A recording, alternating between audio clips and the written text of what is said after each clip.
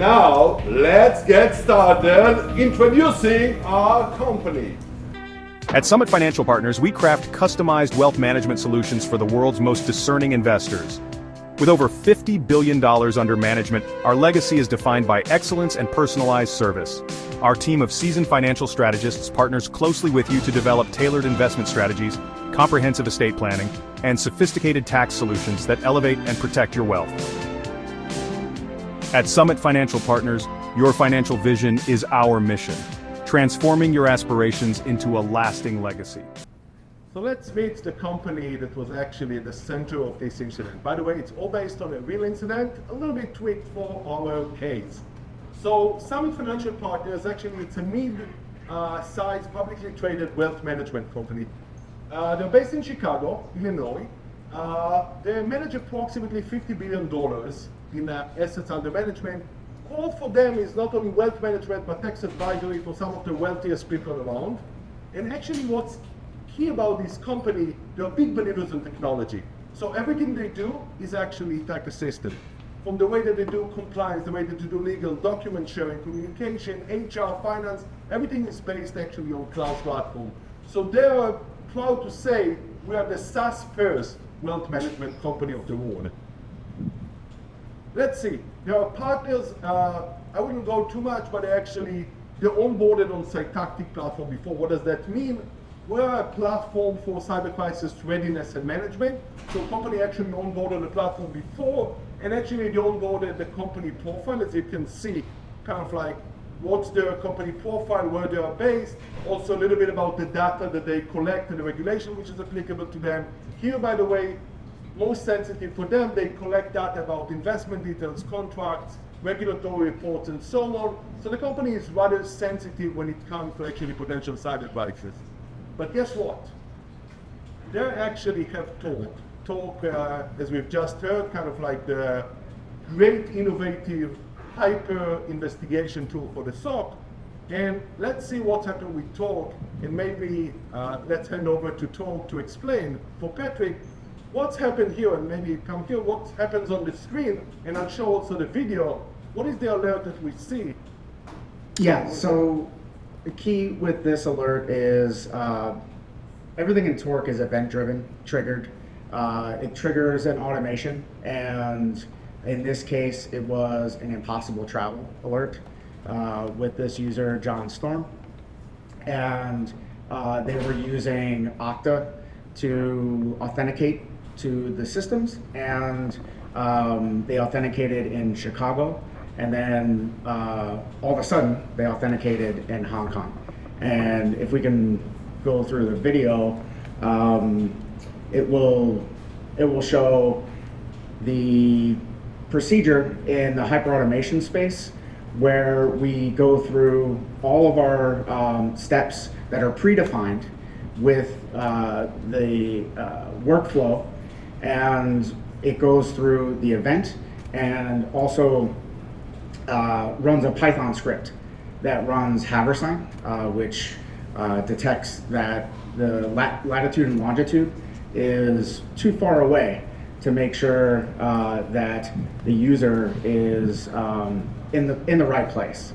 So our hyperautomation platform allows for folks to run scripts, create cases, do anything that a human would do in an automated fashion, right? So you can see here, there's a Python script. It detects it, creates a case. In this case, it says impossible travel, and the case gets created and actually runs through, and this is where the AI comes in, it runs through all the investigation process automatically.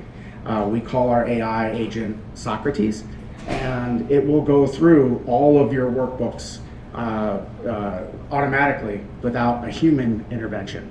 So you can see here, the case is already created before a human even looks at it.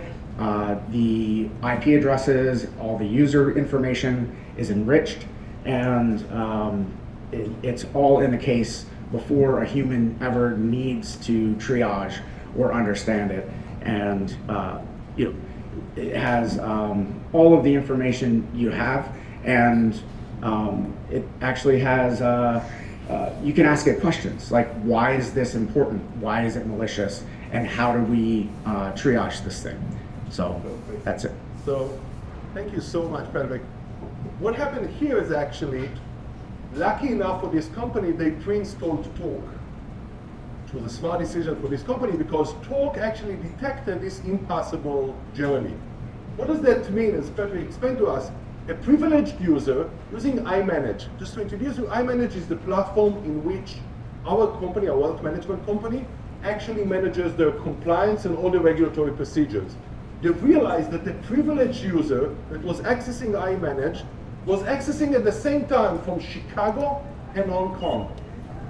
That triggers, as Patrick said, an alert, immediate alert with Torq, because impossible journeys such as this cannot physically happen, so we need to investigate.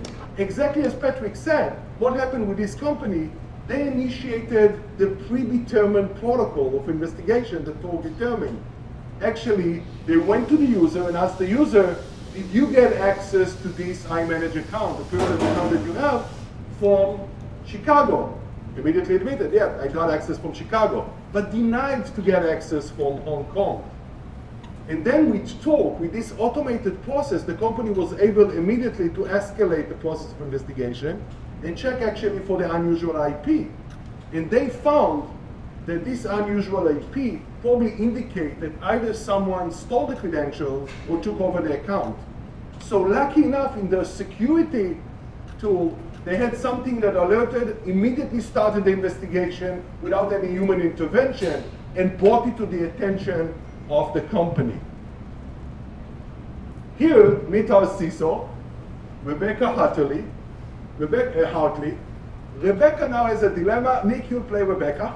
Do I look like? I don't see a difference. So Rebecca would tell us, what at that stage, you got actually this alert from Torq that you pre-installed, you understand the impossible journey, and investigating it, you find out that the individual that apparently got access in 2 locations didn't access in Hong Kong. The access in Hong Kong was probably credential theft or account takeover.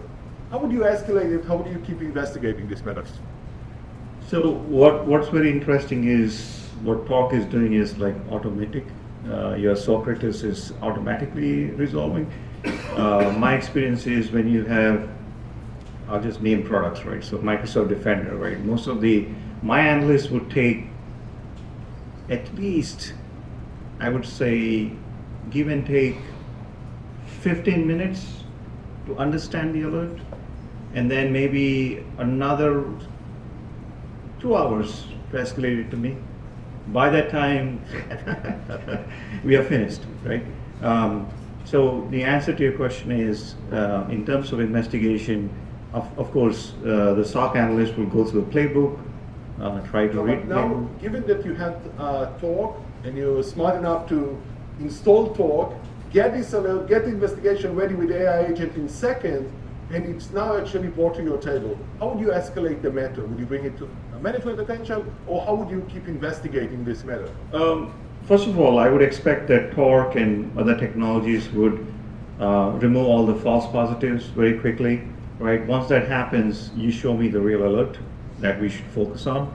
And if really that happens, and if there is a senior executive who's actually traveling and we find that there's an impossible travel, we'll immediately flag the end user computing team and ask them to really go and take action and remediate. Perfect. So actually at this stage, the escalation process was a technical escalation process.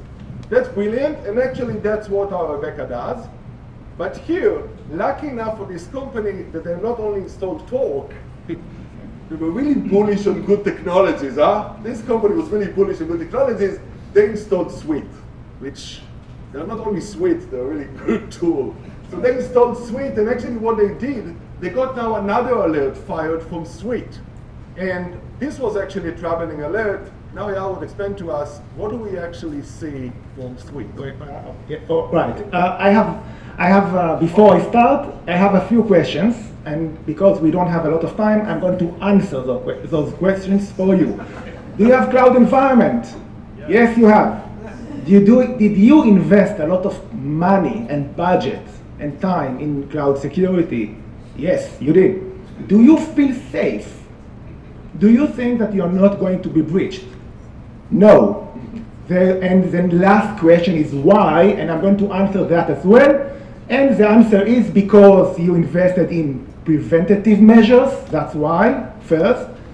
Second, you get tons of alerts, uncontextualized, you don't know what to investigate, what's important, what's not important. Your SOC might not be even like the right SOC for cloud environments, okay? So here comes Suite Security. And what we do is we give you everything in one place. So our alert will look like that, okay? Explanation, a story, that everything that happened from start to end, powered by our private LLM. The impact on your environment, bottom lines, what happened? Okay, what's the impact? The attack path that happened from start to end. Who did it? Whose credentials, in case you didn't have Torq, okay?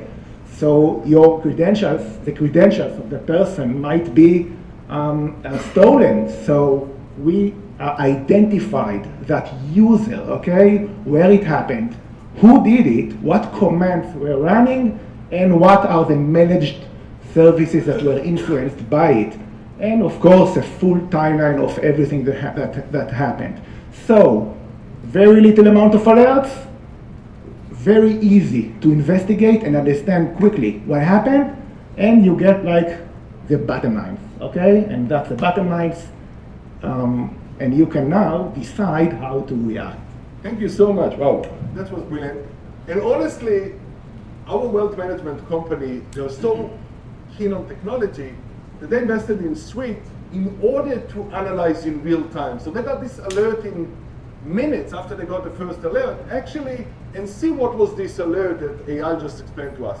First of all, they detected there was an unauthorized access attempt to the S3 bucket. Nick, what is the S3 bucket for a company? It's is it from Google or Amazon? Amazon. So, yeah, so the question is, what is an S3 bucket? That's where you store all your data, right? okay, so we understand that actually when the Holy Grail, this company is all about kind of like the sensitive data, where they store all the data. Apparently there's an attempt for unauthorized access coming from an unfamiliar IP. And this is aligned with the former actually incident that Torq fired of these kind of like suspicious credentials. So they connect the dots. Second, what they see, did this attacker start unauthorized code execution? So this actually, the one with the stolen credentials now go on actually on this server and start actually a script within their environment. They start to execute code. That suggests an intent or an interest to actually start manipulating something or change something in an environment. And not only that, Suite identifies there are repeat failing attempts to extract data. So with Suite now that actually, as Eyal put it, it's not just prevention that everybody's doing, it's actually detection and response in real time. They find something very suspicious, and the way that Eyal showed it on the metrics, they were able to correlate all these events. They were able to show that actually, okay, we see anomalous access patterns, someone trying to execute code, unauthorized execute code on this server, and they try to transfer files unsuccessfully, and they correlate them and actually create the attack timeline. But also, and you may say a little bit, Eyal, how once you identify it, what you do actually for prevention or for actually as response? Right. So now that you understand what happened, and that's the first, important thing, this is a bank production environment. If you misdetect, misunderstand, you might do things that are really like that you don't want to do to your bank. So now that you understood that there is an S3 bucket with the sensitive information of your bank, of your clients, okay, and it is going to be leaked out, you can now trigger something active, okay? You can stop the attack. That can happen automatically, that can happen with a person in the loop, but you can do it because you know what happened and you are not guessing. So what happened with our kind of like wealth management company, giving suite that identified a serious alert, and that's a real alert. Someone is executing code on your S3 bucket, trying to exploit data. Lucky enough, the head suite actually stopped now all kind of like activity by this particular user. But not only that, how should we proceed? And now I have two questions. First question is going to Nick, kind of like, okay, your S3 bucket now, as you explained to us, is potentially vulnerable. But now I have a dilemma. Would I actually stop operation or access to S3 bucket, potentially kind of like doing a huge business interruptions, or should I actually deploy other security measures in order to keep operating during this attack? So the scenario is that we already had a data exfiltration, right? So attempt. Okay. So if there is a data exfiltration attempt and Torq is, really identifying that, detecting it, and showing us a real alert, and then Suite is actually looking at the patterns and I would say showing us the malicious attempts and even blocking some of the attempts, then that's like a red flag. Now the point is, in security operations, what's very important is you just don't throw red flag for everything. But if this is the alert, then the next step is to actually talk to immediately, talk to someone within the management, and that's how it goes. So that's exactly, Nick and Rebecca thinks alike. So actually, Rebecca, the one thing she says, okay, following 2 recent security incidents, I'm scheduling a meeting to assess the situation and determine next step. And now connecting actually to the procedure they had. They had a procedure of escalation. If it's something serious, now they need to escalate to management. So Nick, Rebecca triggered this actually process. And here actually, again, they're using technology. What they do, once they decide that you need to do this scoping call or escalation, they don't want now to wait to start summoning people, to open our call, to make sure everybody's ready. They had a process on Cytactic's platform to actually start a new meeting, this actually escalation meeting. And what they do, they immediately summon this scoping meeting according to the protocol preset that they have. Who should attend this meeting? What is the agenda of the meeting? How do you run this meeting? How do you take notes? What is the scoping process? You don't want in real time to find out what's the scoping process. You already have it on the platform. And actually what she does, she summoned this meeting. Everybody is already on the platform. And as they join the meeting, I wouldn't go too long, everybody is actually now on a secured, out-of-band communication that's not on the corporate network which might be contaminated. That's not on any communication tool that people might remember or not remember access. That's actually the emergency security communication. I wouldn't show you too much, but actually what she's doing is what a CISO would do. But then she decided to start a crisis. Because the escalation process in this meeting, I didn't want to go through the video of this meeting, but what happens in this meeting, you understand, I'm probably at the beginning of a potential crisis. I've seen our alerts from the iManage, I've seen alerts from the S3. I don't know what a hacker is likely to do next, but I need to address it as a potential crisis. And that's actually where Cytactic platform kicks in, where you have a potential crisis. The company, what they do, they start, what's the response plan according to the response plan that they have on the platform. So you're not starting to guess then what would be the response plan. But what's the magic about Cytactic platform? You don't need to have a static playbook that might not fit into the situation. I've been told yesterday by CISO that says we might have 50 playbooks, paper playbooks for different incidents. Here, you might have a playbook and you might not have a playbook. The system at the core of it is a smart system that generates in real time the playbook. So see what's happening. The only thing you need to say, it's a data leak. You don't know actually who is behind the attack. It's a corporate finance data that potentially leaked. And the system, what it does in the background, I don't want to go too deep into that, but what it does, it generates in real time actually the response plan. As you can see, each one of the teams, from the crisis management, IR, IT, legal, each have a seat around the table. and they can actually go and see the detailed plan. In our terminology, it's called that each one of the teams have now a detailed response plan for this particular crisis with clear explanation what you need to do. So it's no more guessing or trying in real time to orchestrate. Mike, I've been to so many incidents that they're in real time improvising. What should be the process? How should we coordinate among different stakeholders? They're operating in silos. No more. They're actually operating according to a single plan. Everybody operates on the same pattern. So what's happening now? What's happening now is a surprising update to our situation. Now the CEO gets an email from Proton Mail. Proton Mail is an anonymous mail, enabling you to send mail without a notification. And he says, from Ghost Root, dear CEO, I have your data, sensitive client contracts, regulatory reports, everything.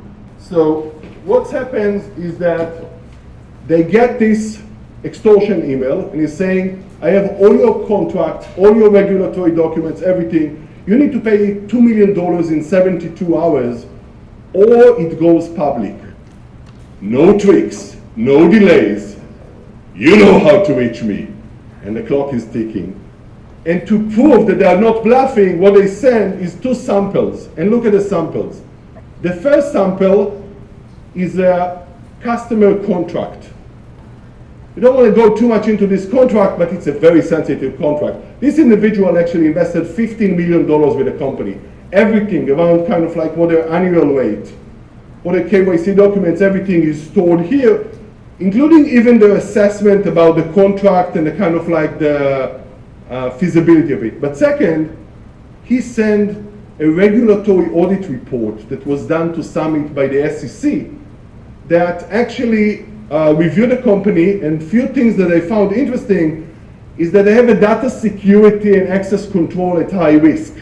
So apparently they don't use two-factor authentication on some of their platforms, MFA, and also there are discrepancies in their financial reporting. That's something very, very sensitive.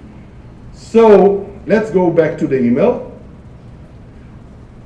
And now let's have someone who is managing real crises around the world, like Peter. Peter, please explain to us. What would you do when you get this extortion note? What would you advise the company? Would you engage with the threat actor? What would you do next? So don't panic, I guess would be the first thing. In this role, I'm outside counsel, I imagine, so I would hopefully be brought in before we get the note. Once there is the attempted exfiltration, I would expect to be brought in and probably stand up a privileged investigation. I'd be asking about how are we communicating about this internally? How big is the universe of people involved? Are we marking everything privileged and confidential? Let's stick to the facts, avoid speculation. You know, comments like, I told you 6 months ago we should have fixed this, that type of thing. Very unhelpful in follow-on litigation. In terms of the question about whether or not to reach out, the company would want to engage the services of an outside firm that specializes in this. Some of the big incident response forensic vendors do, some of them don't. There are specialized firms that do this. I was on the phone with one of them this morning for the exact scenario like this. You want to know what threat actor this is. That's really important. So what type of threat intelligence? Is this a known threat actor group? What is their MO? What are they known to do? The 72 hours is mostly meaningless. If you start the communication with them, that goes away. They just want to get paid in most cases. But understanding what specific threat actor this is important. The way you're going to find that out is through the vendor that you would bring on, and then you want to ask the question, should we engage law enforcement? In the US, that's the FBI. Lots of the major threat actor groups have an FBI field office that has the lead on that. I often want to get in touch directly with them just to understand, their experience as well. So. Perfect. So first thing, you certainly need an experienced crisis, like bridge coach or crisis manager, like the top law firms in the US. There's a lot of litigation coming, regulatory investigations. You need an expert on that. The one thing that helps you when you are kind of like with Cytactic, you already have the procedure there and kind of like the question to ask, what's the process to do. But one interesting point here is that you need to maybe engage with the threat actor to get more information with them. One thing that we've seen again and again, primarily in tabletop exercise or in trainings, companies are puzzled. Should we engage with the threat actor? Is it legal? What should be the consideration? When should we engage? I think if you have Peter in the room, he'll probably inform you, but most companies actually running these conversations as kind of like uninformed conversation. What we have done, actually, and that's something I think unique for this space, after a few management told us again and again, we are puzzled how to take a decision, we created what we call the strategy and decision board. There's so many decisions you need to take during the crisis. It might be it's the first time the management will take such a decision. Should we engage with threat actors? Should we go to the media? Should we disclose? Should we stop business interruption, kind of like for that? So what we've created, and I won't go too much deep on that, is we created these decision support tools. So if you have Peter Marta in the room, probably you don't need such a tool. But for many companies, they don't have the best kind of like lawyers in the room or the best experts. Sometimes you need a tool to help you to take an informed decisions. What questions should I ask? How do I weight them? How do you get actually to informed decisions? Should I engage with the threat actor or not? Quite often companies make mistakes. They don't know whether it's legal to engage with the threat actor. Might there be any sanctions? Might there be any problems? So here, I wouldn't go too much into that, but just to show you companies are answering that and getting actually an algorithmic advice. Here the advice would be actually, as Peter said, do negotiate with the threat actor, certainly if you want to get more information about the incident. Here, interesting, something that pops up in the response plan, given that we understand the data started exfiltrating. One question is identify the data exfiltration channels. Where the data exfiltrated from? Because you don't know yet to scope the incident. One thing that happens again and again, I don't know yet if 10 records leaked, 10 gigabytes of records, which records, I don't know yet. So what you need to do is actually, and that's advised by the system, is identify the data exfiltration. Again, we see this gap. Quite often companies, they might know that the right thing to do now is to investigate data exfiltration, but it doesn't connect to the security tools that they have. So they don't know how to do that. What some companies are doing, including this company, which is a client, they build something which we call BPMN, a detailed workflow. So what is actually the workflow that would need to exercise in real time to do that? Just as Torq is doing these beautiful workflows for the security teams, we're creating this workflow for the management teams. How do you need to do it? And you can go step by step in managing that and see how actually you progress in this flow. But again, lucky enough that this company was equipped with Oleria. And Jim, do you want to start at that and tell me when to start the video? Sure, we'll start here. First, as we discussed, Oleria brings all of your identity information together at your fingertips so that when you're in an incident, as if you've lived in a crisis, trying to understand who has access to what, how they got it, what activity happened on it, which is critical in a situation like this is all over the place.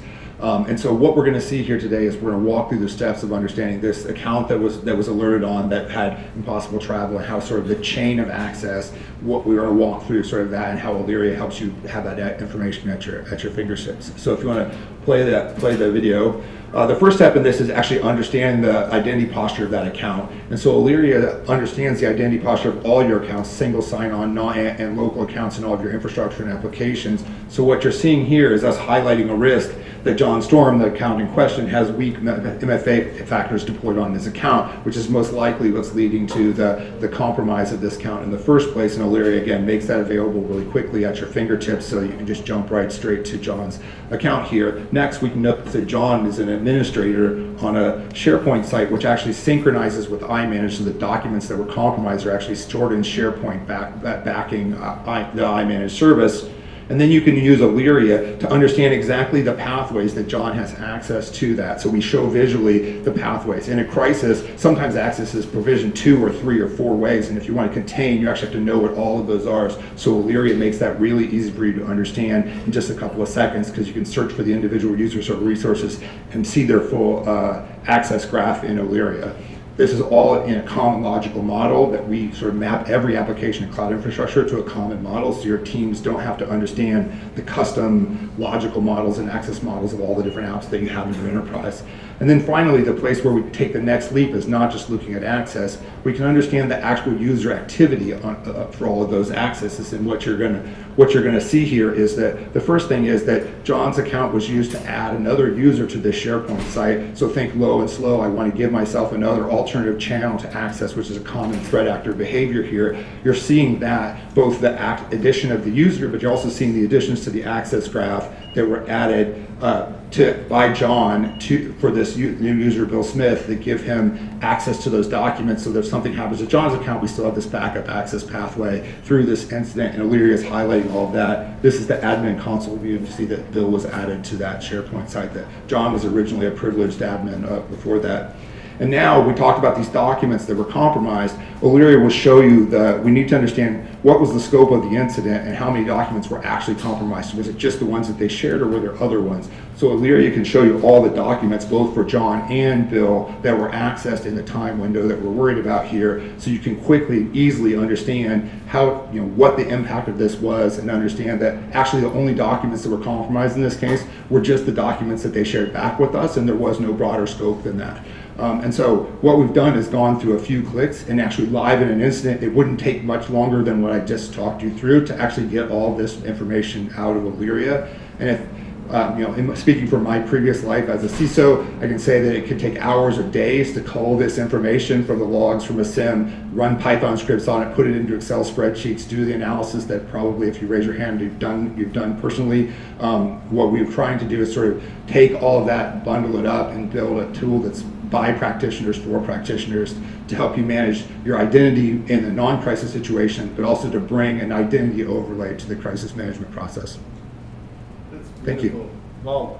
And honestly, I've been to incidents in my life that it took months just to try to reconstruct what this user identity was doing, how they actually laterally moved, what documents they touched, which system they tried to get this privileged access. When I saw Oleria, I thought it's a magic. The fact that something could actually analyze for me from identity perspective in seconds, get the answer, is something unheard of. And here, again, in this company, we're so lucky because actually with Oleria, we understood that indeed the attacker exploited this iManage account that had no MFA. Remember, by the way, what the security, the SEC authority was saying was the problem with the company?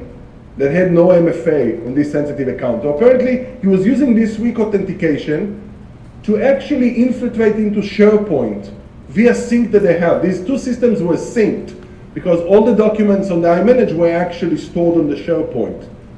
And they had overlapping permissions. That's a problem. You have weak permissions in one system, but it actually translates to your ability to have weak permissions in other systems.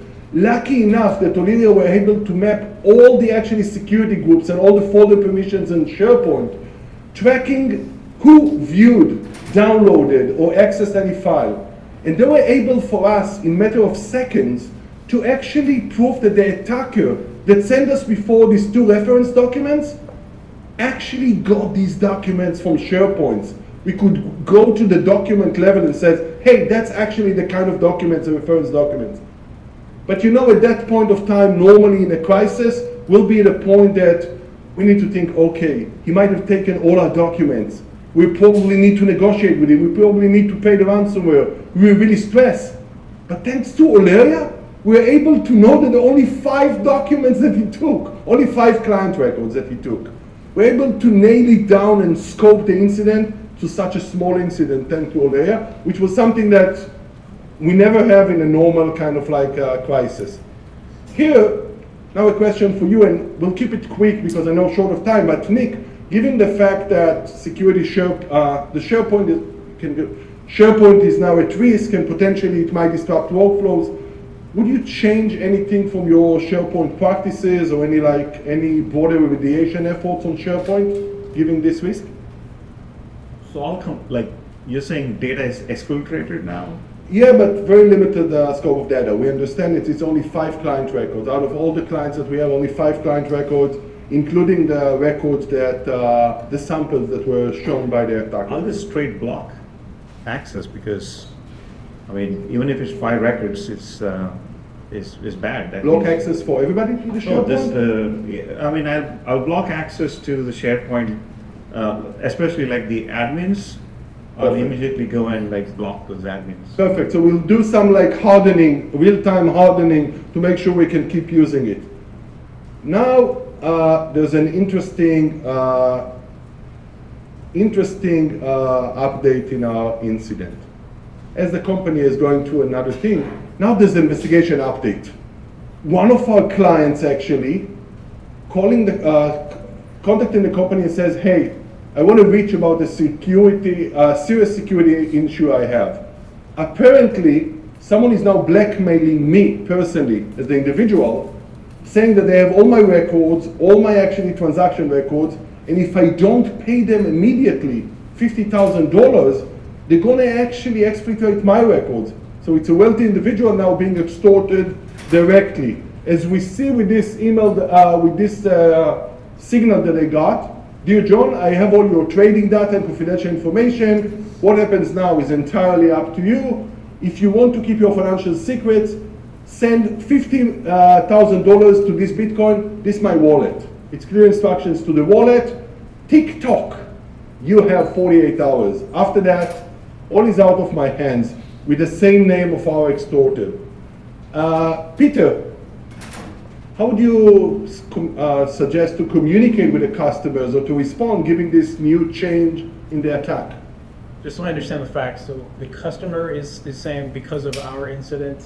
Yeah, someone is now extorting indirectly, what Yeah, we call I mean- like triple extortion. I think we should be really careful, involve the lawyers before somebody is just reaching out and I'd be particularly concerned about providing advice to a client on what it should or should not do in terms of negotiating with a threat actor. I think you always want to assess what customer is this, what's the relationship, what's the totality of the So I can relationship. tell you, Peter, it's a very important client. We do wealth management for the wealthiest people.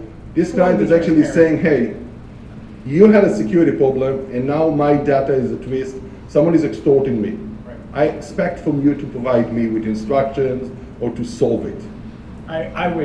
I would be very cautious about providing advice on what they should do in this situation. What's the risk that we have from I would our be clients? transparent with the customer about what we know and be careful with that, but I would not. Aren't we concerned that if they actually leak these records of the clients, we'll get later like a class action or being sued? Sure. But still we'll be cautious in the way that we address it with the clients.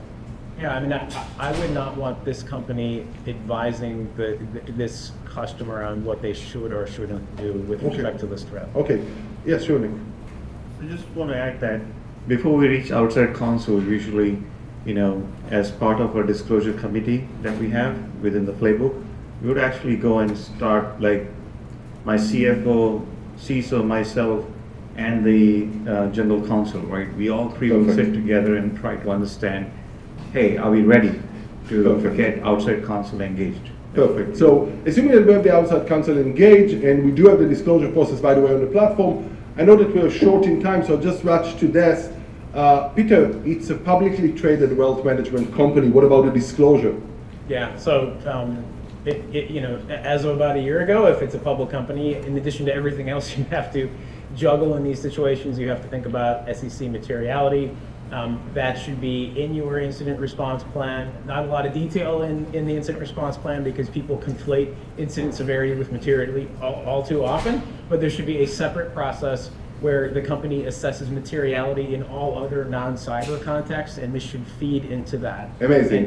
So what we have on the platform is this materiality determination instructed by your lawyers. What we do here, and I'll show you very quick as we want to run to the last stage of our simulation, what's actually done here with the law firm that consult these clients, they have pre-prepared actually disclosure packages.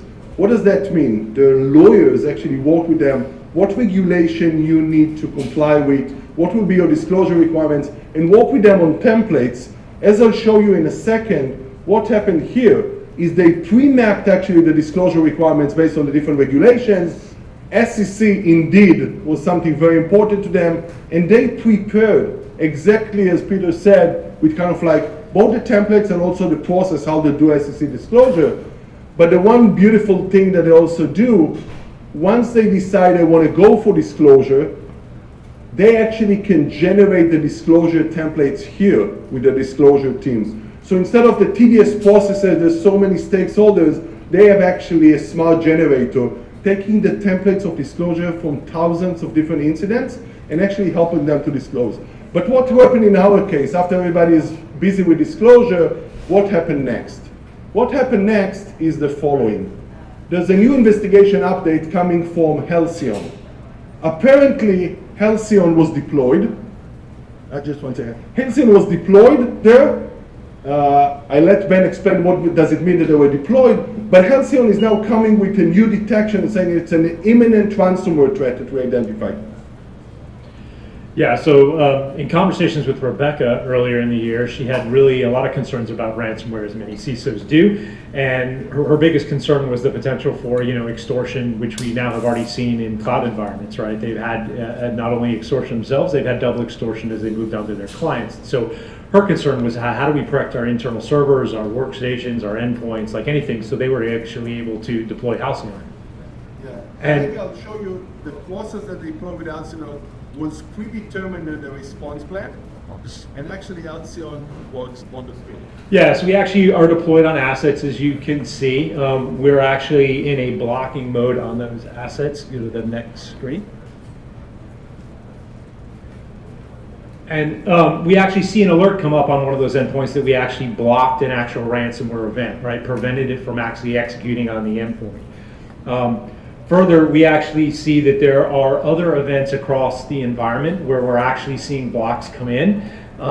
Unfortunately, the company and Rebecca now notifies us that it appears that she didn't have a great asset inventory and was unable to deploy across the entire environment, missed a couple endpoints.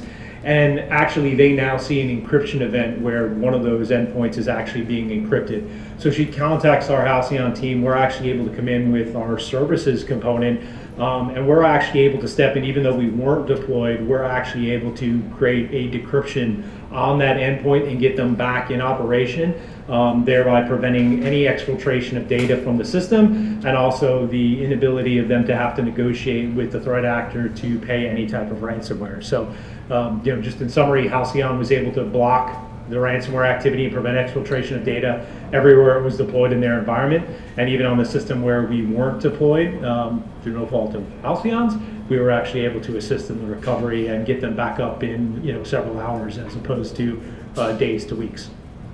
So actually this was brilliant in the incident. Given the fact that they had Halycon before on some of the endpoints, and Halycon detected this ransomware attempt, they were able to fire this alert.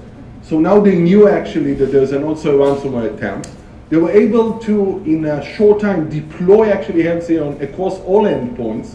And actually Halycon that now were in kind of like detection mode, but also collecting this kind of like information about the decryptor, not only helped them in real time to protect all other endpoints, but also with the information they collected, were able to help them to decrypt some of the endpoints that were already encrypted. So we got to the point that though we understand this attacker, this persistent attacker, after going from one system to another, trying now to do the kind of like exfiltration and extortion of encryption, was actually blocked by Halycon.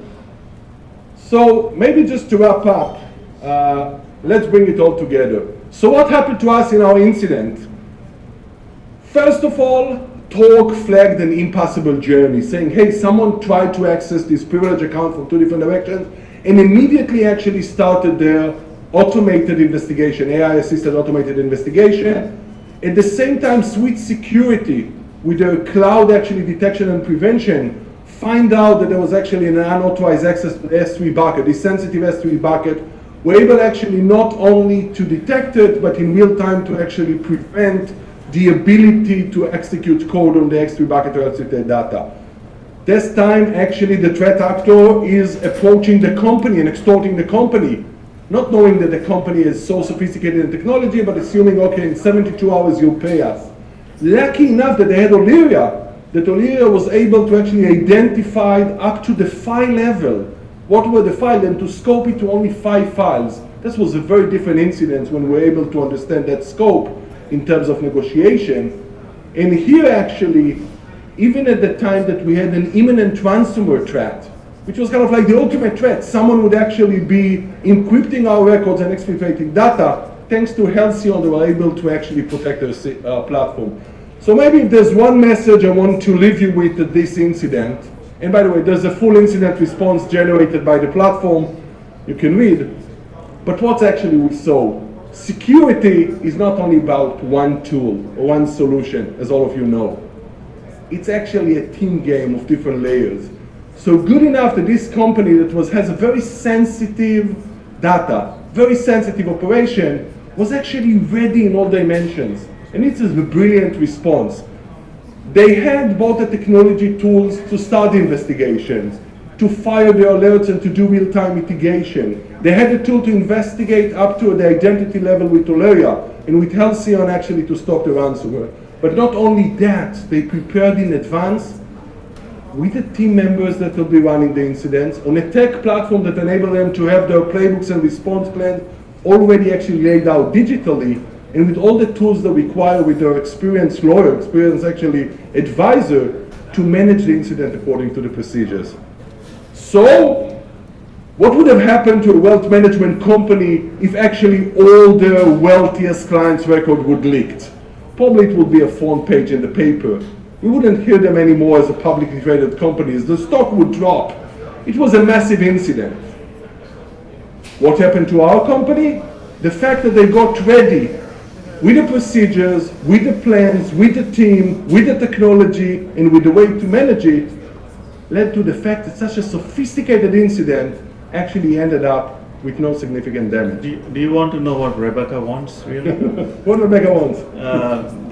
Rebecca just wants all of them to work with Cytactic, build an AI agent, and just leave it free, you know? Thank you so much. We have brilliant technologies here, brilliant crisis manager, brilliant CISO. Thank you so much for entertaining with us this incident and responding in real time. Thank you so much.